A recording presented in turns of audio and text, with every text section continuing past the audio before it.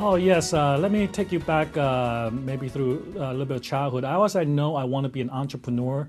Unlike most people that they kind of tried out, figured out in college, I had a plan already. I knew that was something I wanted to do, be an entrepreneur, start my own business. So I set a goal for myself in high school that I was going to start my own company when I graduated from college, which is 22 years old. So I planned my early years around that mission, and I worked at several jobs from pizza delivery to busboy to bank teller to insurance sales, real estate sales throughout high school, and motel management too throughout high school and college.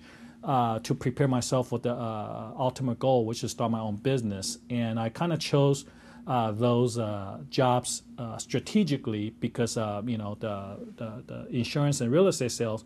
I got my sales training from there, and I figure for management, bank will be a great place because all that money, all that cash. How do they manage all that? So my senior in college, I